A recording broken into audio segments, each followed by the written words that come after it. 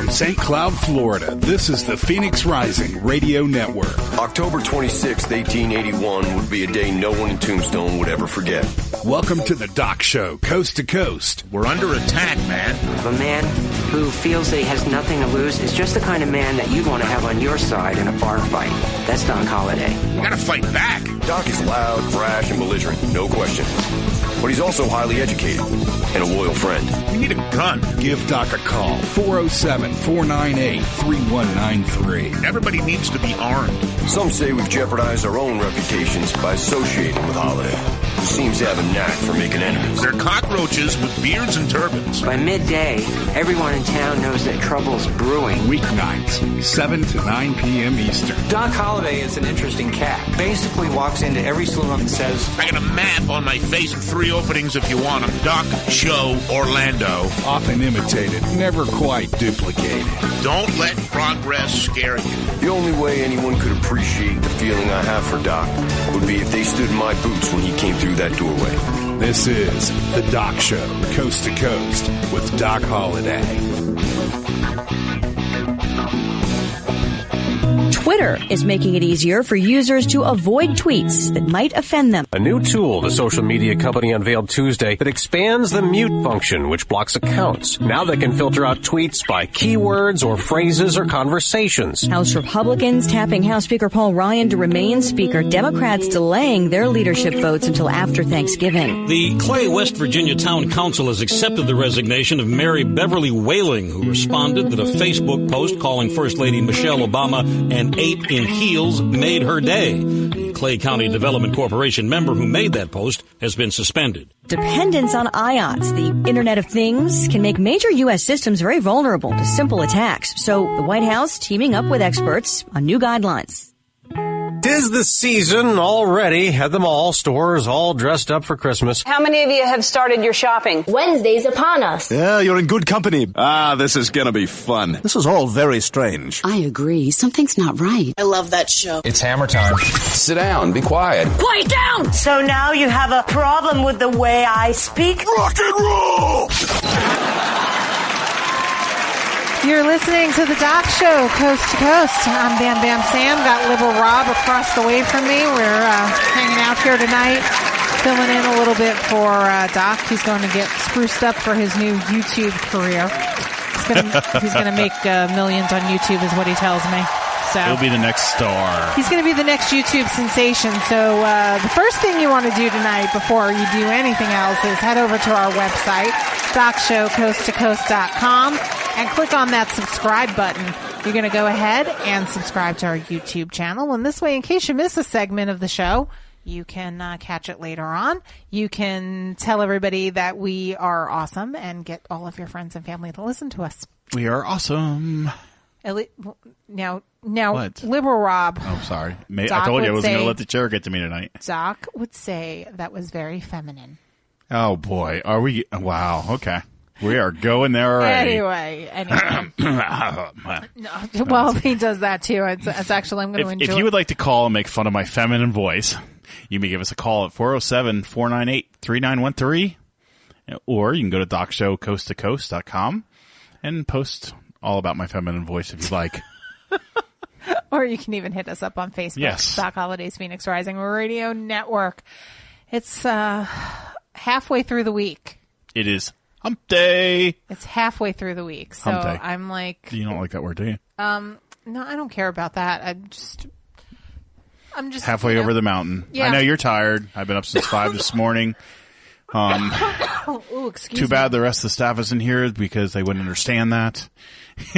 The rest of the staff, Doc? Yes. Yeah, he's getting groomed and spiffy. I can't wait till he comes back because he won't look homeless anymore like I told him. Seriously, he almost looked decent before he left, you know? I know. I almost didn't recognize him. I think they should let him get the Matthew McConaughey haircut. I think I tell him all the time, he's got great curls. I don't know what that haircut is. Well, oh yeah, I'm coming from the man that has no hair, but just saying. Look at Matthew McConaughey. I don't. Sorry, he doesn't do anything unless he had blonde hair and boobs. He does have blonde hair. I know, but he doesn't have boobs. He has great pecs. Doesn't do it for me. Okay. Well, anyway, as I That'd do it joke, for me. His hair is a little bit longer, but it's curly, and so. All I know is he does could- Lincoln commercials, and he's he doing could- some other yes. Lincoln. He's doing some other commercial now I too. told Doc he should get that kind of haircut because it would look good with his curls, but he doesn't listen to me. I'll probably come in with a Dumb and Dumber buzz cut. He's not getting his haircut like me. I don't know. Last time he got his haircut, man, somebody done screwed it up. I I'm said, why telling didn't you. you tell them? So then he let it grow to be like, I don't know. Hippie 70s doc. I don't know. I don't know. Maybe he's going through an identity crisis. Maybe. So many things I could say. Maybe he's going to leave that through- alone. Old man or syndrome. not Middle age. No, I'll go old crisis. man. Hey, you laugh, so I'll take Midlife that. crisis. There you go. So, all right. So I'm going to jump into this because I want to talk about. I'm going to go grab a glass of water. You jump in, Okay. and I'll be right back. Hurry back because I have things to ask you about. So, guys, I want to talk about. I know the riots have seemed to die down now, but I don't understand why we are rioting. The election is over. It's done. Trump won. There's no amount of rioting that you're going to be able to do that is going to change the election. And the thing is that, look, we live in a country where you can protest. And I think it's a great thing. I think it's a great honor for us to be able to have that right to be able to go out and protest. And if you want to protest that the ocean is blue and the sky is blue and the grass is green, hey, look, I'm all for it. But do it peacefully. Don't go out and ruin towns, burn people's merchandise, ruin cars, all that stuff. We have enough problems in this country right now where we do not need, I think I killed her, that we don't need this going on. I mean, look, it's the United States of America. You have the right to protest, and I'm not taking that away from anybody. But do it peacefully. You can still have a big protest. Do it peacefully. You can even have, two protests. Somebody on one side, another group on the other side. Everybody can hold up signs. They can speak their, as long as they do it peacefully, speak their minds. Just be fair about it. But I'm just so tired of turning on the television and seeing, these downtown areas, people are rioting, people are getting hurt, cops are coming in, people are getting shot. There is just no reason for this anymore. I mean, look, if you're unhappy that Trump won, great. There are several ways to express it. We live in a digital world now. You have Facebook, you have Twitter, you have Instagram. I'm so glad that on my Facebook page that the posts have died down. And it's so funny because I intentionally left my posts or my feelings off Facebook because I just took a step back and, I had high school friends that were unfriending people because they didn't agree with their views. And you know what? I really thought that, I get the election was a hot topic this year. I get that we didn't have two candidates that, I don't know, that we would have handpicked or whatever you want to call it, but it went the way it went. And you know what? I just took a step back off Facebook and I'm like, you know what? I'm not going to post my views. I'm not going to say who I voted for. I'm not going to say any of that because I did not want, people coming after me. Now, I'm not as controversial as Doc is, and that's not a bad thing. Everybody has their own views. But I was looking at like high school friends of mine, unfriending people, and people were just not being nice. And I'm just like, you know what? I don't need it. I don't want it. It was kind of fascinating to read, but I didn't really want to be part of it. And I didn't want that negative part of my life. And I, honestly, as soon as the election was over, I was so happy that the election post stopped. And I was so happy, I'm like flooding stuff with like puppy pictures. But it hasn't stopped. It hasn't, but you know what? It's died down. It has died down to a dull roar where it's manageable now. I enjoy turning on the television and watching my shows because not every commercial is an election commercial now. But yeah, and there's still some bantering going back and forth. But you know what? Here's the thing. Whoever you picked, whether it was Trump or Hillary, obviously Trump won. The Electoral College felt he was a good enough candidate. I don't know if I would have trusted the popular vote, and I'm happy because we do have an Electoral College because of all the stories I heard of people going to voting. They would vote for Trump. It would switch over to Clinton. And there's no safeguard system to protect that. I mean, look, if people have a voice, people should be able to vote who they vote for. And, it counts. And I really feel that, maybe this has gone on for years and we just never known it. We don't know. I don't know what to say about that now being, I'm 45 and I've seen a lot of elections come and go, but maybe it's gone on for years and we've just never known it's happened until now. People have not had social media at their fingertips the way they do nowadays. So yeah, it does change the world. People probably did have arguments. I mean, for years, people have said don't discuss religion or politics with friends or family. Just don't. And this year, I really felt that agreed. I mean, I got told that when I was a child. That was my mom's mantra. That was my grandparents' mantra. You just don't talk politics with family or friends because it will destroy, or money. That's the other one. You probably could talk. You can talk about money when you have it, but no, I'm just kidding. But anyway.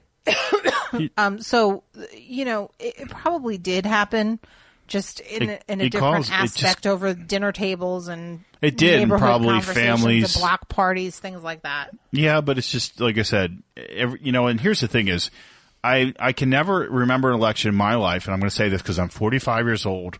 Where, okay, a candidate is won. I've never had anybody call me the next day and be worried about policies right away. First of all, Trump doesn't get in until January. We know that. And you know what? He's not like he's going to walk in and go, okay, guys, here's what's happening. Let's build the wall, order the concrete, put the blocks up, start deporting people. That stuff's going to take time. I'm not saying he's going to deport people, but I'm saying that those policies are going to take time. Those actions are going to take time.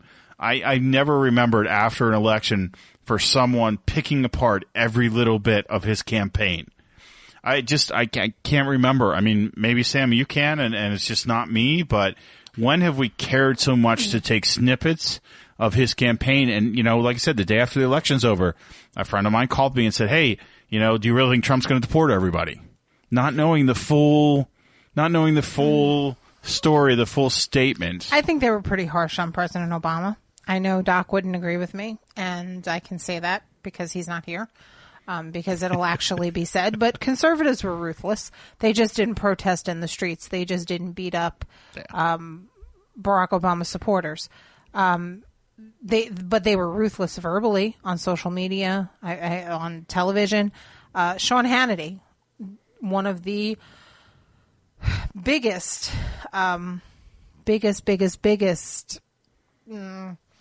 What do you call him? I don't even know. Obama hater, I guess. He would go on TV and he was ruthless until the day of the election. And even after that, ruthless. It was just ruthless in a different way. It was just handled differently. And everything that Obama did was criticized. Everything. I mean, it's like if I had to hear one more time about the birth certificate or that he, the dad or the this or we couldn't change. I don't care. Honestly, honestly, I'm done with this election. And you know what? I'm done. I would care less if he actually did something for the country, but I just don't think we're that much better than 8 years ago, than 4 years ago, however we want to call it. But it surprises me that now, we haven't even given Trump a chance to get into office yet, and for him to get his feet wet. And this is what I was going to run by you, Sam.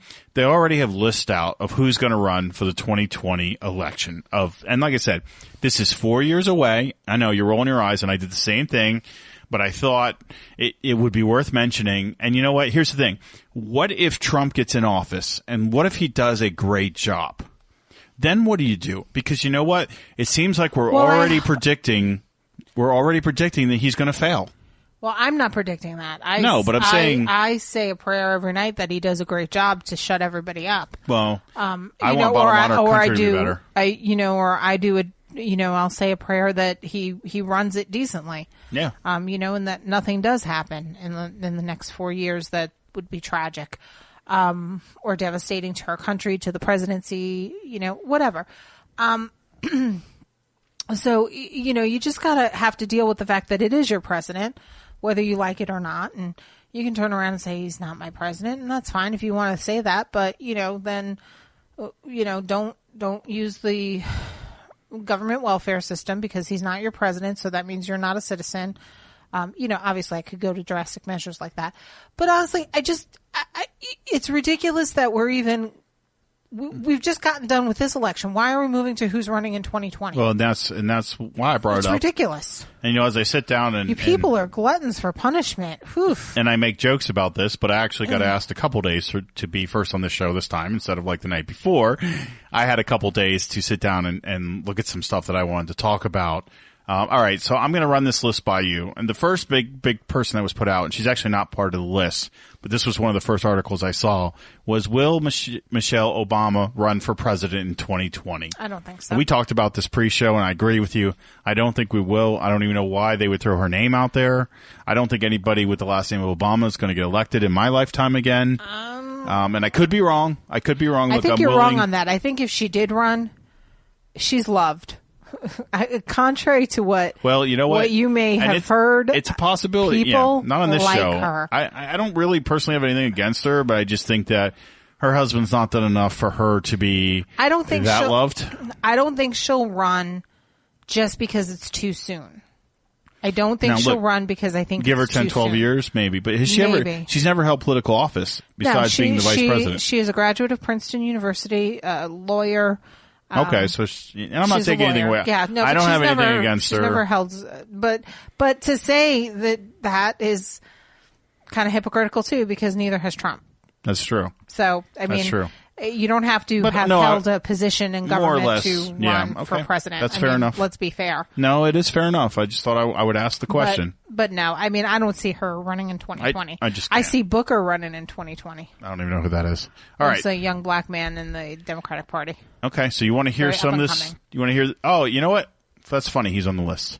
Uh-huh. All right. See? List of 9 people who might run for president in 2020. So see if any of these people you know, okay? Okay. Senator Kristen Gillibrand. She is a Democrat from New York. Do not know who she is. The only notes, I wrote like one main fact. That she has close ties to the Clinton network, as they said. So I think that's going to be a handicap at this point. I mean, to the educated voter, it will be. Okay, Senator Cory Booker. Did I say that right? He's from Jersey, Democrat from New Jersey. Mm-hmm. He once rescued a woman from a burning building. Mm-hmm. They say he does have a lot of political promise. I've just not heard of him. He spoke at the Democratic National Convention this year. He's very charismatic, very intelligent, very very moving, and I could see him. Okay, I mean, like I said, some of these names I know, some of these names I don't know. He's young, but I could see it happening. Okay, Senator Elizabeth Warren, Democrat of Massachusetts. She is, I noted here, is a left-wing challenger to Clinton. I know the name, but I don't know. Yeah, she's really one flew over the cuckoo's nest with the left. See, and to be fair, I don't have the time to sit at home and watch as much politics as I should. So, trust me, it's highly overrated. All right, number 4, New York Governor Andrew Cuomo. Thank you. His big thing, they said, he wants to cut taxes for the wealthy. I don't know if that's enough to get him in the office, but the name is. He wants to cut taxes on the wealthy. Yeah, like I said, I jotted down kind of one thing out of the wealthy. But his That's name very undemocratic of him. But okay, his name is known. I mean, the Cuomo name is known. Yes, because his dad was the governor of New York for 12 years, yes. I believe. I even know that name, so know that.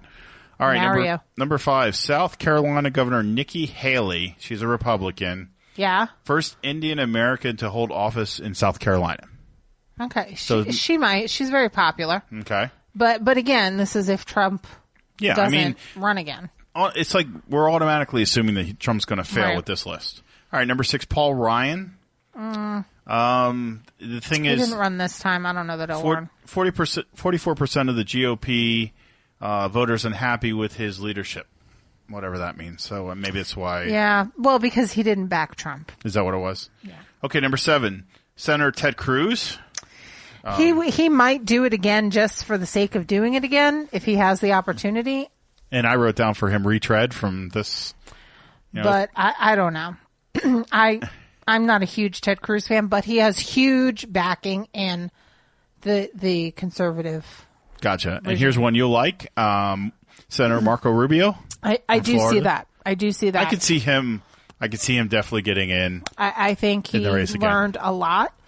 He's still young. What do you think he would have to do, though? I mean, what do you think he would have to do to put him above, above everybody else? I mean, is it just his track record? Is it? I mean, no, he does have a good background. He just has to be able to be heard. And unfortunately, very qualified Republican candidates did not have the opportunity to be heard this last election cycle because there were so many. So, in my opinion, what the GOP needs to do is come together as a party, number one, come together as conservatives, number two, and come together to basically not have a free-for-all of 20 candidates running for that position because it's too much. Because if you can't be heard, I mean, Mike Huckabee and Marco Rubio were my two top picks.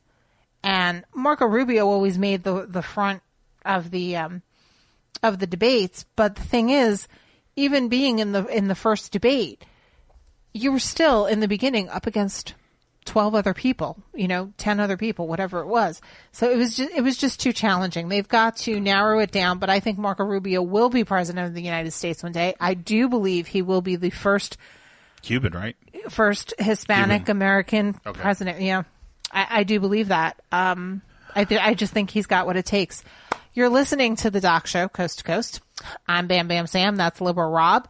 And it is 27 minutes after the hour. We're going to take a quick break. And when we come back, well, maybe we'll continue this discussion. Are there more people on the list? Yeah, I got a couple more. Okay. So when we come back, we'll finish up the list.